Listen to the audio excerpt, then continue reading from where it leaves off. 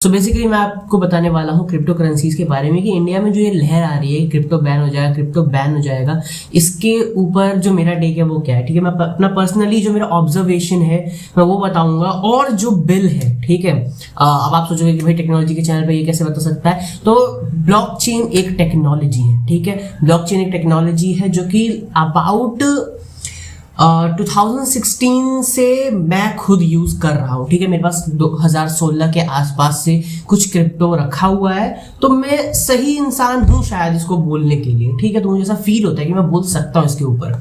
तो अब अगर आप चाहो तो सुन सकते हो, अगर आपको नहीं सुनना तो जा सकते हो, क्योंकि जाहिर सी बात है क्रिप्टो इस वक्त उस पोजीशन पे है जिसमें वो गिरता बढ़ता जा रहा है। ठीक है, अब उसके गिरते बढ़ते जाने की वजह से जो वोलेटिलिटी है वो उसका रेशियो काफी ज्यादा ऊपर नीचे हो रहा है।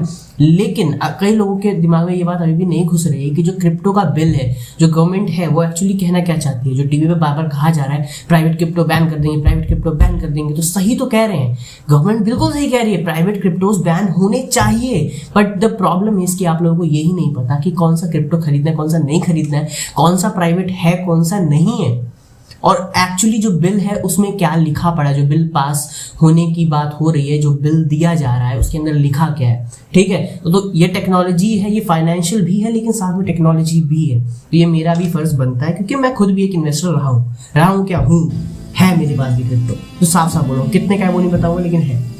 ठीक है, हाँ, ये नहीं है कि लल्लू पंजू वाला सीन है, नहीं है। सो सबसे पहले गेम स्टार्ट करते हैं, क्योंकि गेम ज़्यादा देर वेट नहीं करेगा। तो हाँ, सबसे पहले बात करें अगर बिल के बारे में, तो बिल के अंदर में लिखा पड़ा है कि गवर्नमेंट चाहती है प्राइवेट क्रिप्टोज को बैन करना। अब प्राइवेट क्रिप्टोज हैं क्या? प्राइवेट क्रिप्टोज, इसका मतलब ये होता है कि जैसे कि मेरी कंपनी है, ठीक है, जैसे कि मेरी खुद की एक मार्केटिंग एजेंसी है, मैं लोगों के लिए जो वेबसाइट बनाता हूँ, तो मैं उसी के स्ट्रक्चर बेस एक क्रिप्टो लॉन्च कर देता हूँ, जो कि मैं खुद भी सोच रहा हूँ कि कर देता हूँ। एक्चुअली मैं करने वाला हूँ, मैं थोड़े बहुत रिसोर्सेज ढूंढ रहा हूँ। हाँ, तो उसके बाद में क्या होगा, हमें क्रिप्टो बैन करने की ज़रूरत नहीं है। पहली बात, तो गवर्नमेंट भी ये समझती है हमें क्रिप्टो बैन करने की ज़रूरत नहीं है, बट हमें वो क्रिप्टो बैन करने की ज़रूरत है जो कि प्राइवेट है। अब प्राइवेट क्रिप्टो क्या है? ठीक है, चलो इसको समझाता हूँ अच्छे से। मान लेते हैं कि एक कंपनी है जिसने एक क्रिप्टो करेंसी बनाई है।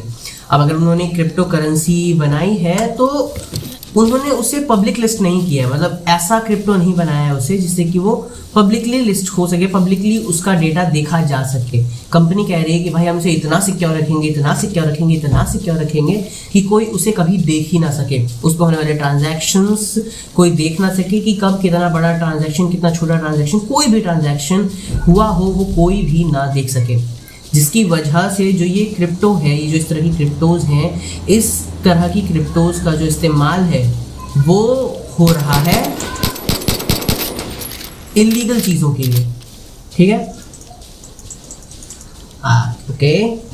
सो अब इस तरह की जो क्रिप्टो करेंसीज हैं, अगर वो टेररिज्म के लिए यूज़ होंगी तो वो हमारे देश के लिए खतरनाक है, क्योंकि ऐसे क्रिप्टोज को अलाउ करना, यानी कि टेररिस्ट जितने भी हैं, जितने भी टेररिस्ट एक्ट होते हैं, उनके लिए पैसा इंडिया में आना काफ़ी ज़्यादा इजी हो जाएगा, काफ़ी ज़्यादा इजी।